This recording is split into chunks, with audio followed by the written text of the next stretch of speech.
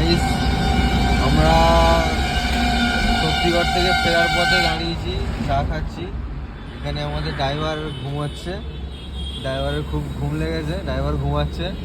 আমরা চা খাচ্ছি এখানে সবাই। বাবু ফোন কাটছে, ওদিকে আর সব বিট্টু দ্বারা আছে। বাবু ফোন কাটাই, ছবি তোলাই ব্যস্ত। আমরা এখন এখানে চা খাচ্ছি, চা থেকে ধোয়া উঠছে সকালবেলায়, গরম গরম চা, এবং ফার্স্ট সকাল। তো ড্রাইভার ঘুমাচ্ছে, আমরা এখানে প্রথমত চা খাচ্ছি।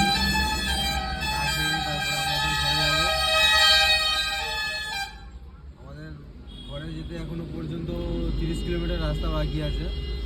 ল্যাংচা গাড়ির ডিগ্রিতেই রাখা আছে, কী অবস্থায় আছে বলতে পারছি না।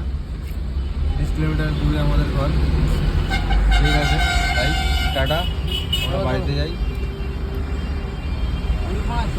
ড্রাইভার বাবু উঠে পড়ো, চোখ লেগে গেলে হবে।